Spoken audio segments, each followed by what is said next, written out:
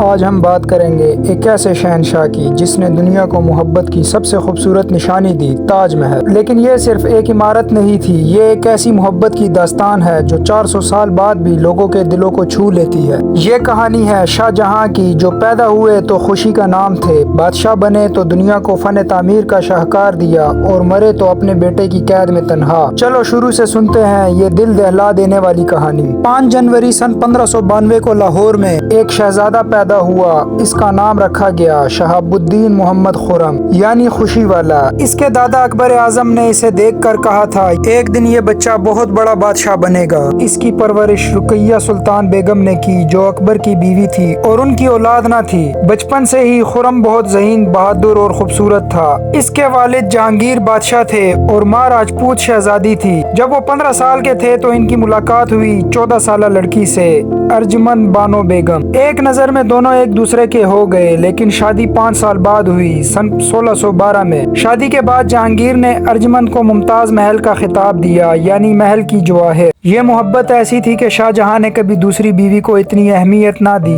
ممتاز محل ان کے ساتھ جنگیں بھی لڑتی تھی، مشورے دیتی اور 14 بچے پیدا کیے۔ لیکن بادشاہت کا راستہ آسان نہیں تھا۔ جہانگیر کے دور میں خرم نے بہت جنگیں جیتی، دکن، میوار، کنگڑا۔ جہانگیر نے خوش ہو کر انہیں شاہ جہاں کا لقب دیا، یعنی دنیا کی شان۔ لیکن 1612 میں شاہ جہاں نے اپنے باپ کے خلاف بغاوت کر دی، کیونکہ نور جہاں جہانگیر کی بیوی نے ان کے خلاف سازش کی اور 3-4 سال بھاگتے پھرے، لیکن آخر کار صلح ہو گئی۔ سن 1627 میں جہانگیر کی موت ہوئی۔ شاہ جہاں نے اپنے بھائیوں کو شکست دے کر سن 1628 میں آگرہ میں تخت پر بیٹھے اور مغل سلطنت کے 5ویں بادشاہ بنے۔ ان کا دور مغل سلطنت کا سنہری دور تھا، امیری، خوشحالی اور فن تعمیری کا عروج تھا۔ سن 1631 کا سال، شاہ جہاں دیکن کی فوج کشی پر تھے، ممتاز محل حاملہ تھی۔ ہربان پور میں زچگی ہوئی، لیکن وہ شدید کمزور ہو گئی۔ 17 جون 1631 کو ممتاز محل کی وفات ہو گئی، صرف 38 سال کی عمر میں۔ شاہ جہاں پاگل ہو گئے، کہا جاتا ہے کہ چند دنوں میں ان کے بال سفید ہو گئے۔ وہ ماتم میں 2 سال تک سفید کپڑے پہنتے رہے۔ پھر انہوں نے وعدہ کیا، میں تمہاری ایسی قبر بناؤں گا جو دنیا کی سب سے خوبصورت ہوگی۔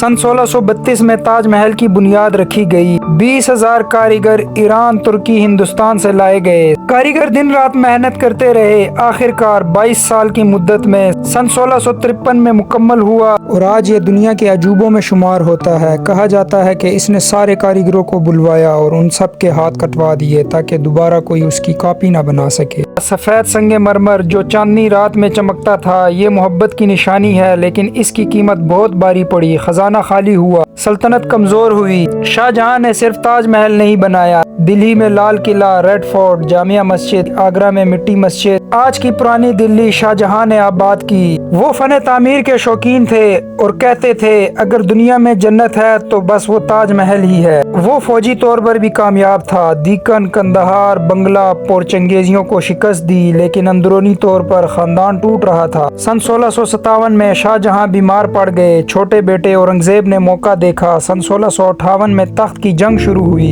دارا، شکوہ، شجاع، مراد بمقابلہ اورنگزیب، اور اورنگزیب نے سب کو شکست دی۔ شاہ جہاں کو آگرہ قلعہ میں قید کر دیا گیا۔ 8 سال تک وہ روزانہ تاج محل دیکھتے جہاں ممتاز محل سو رہی تھی، لیکن انہیں ملنے نہیں دیا جاتا۔ جنوری 1666 کو 74 سال کی عمر میں شاہ جہاں کی وفات ہوئی اور اورنگزیب نے انہیں تاج محل میں ممتاز محل کے پاس دفن کر دیا۔ محبت کا شہنشاہ تنہا مر گیا اپنے بنائی ہوئی جنت میں۔ تو دوستو، یہ تھی شاہ جہاں کی حقیقی کہانی، محبت، طاقت، فن اور المیہ کی۔ تاج محل آج بھی کھڑا ہے، لیکن اس کے پیچھے جو درد تھا وہ کم ہی لوگ جانتے ہیں۔ اگر ویڈیو پسند آئے تو لائک، سبسکرائب اور کمنٹ ضرور کرنا۔ محبت کی سب سے خوبصورت نشانی، تاج محل۔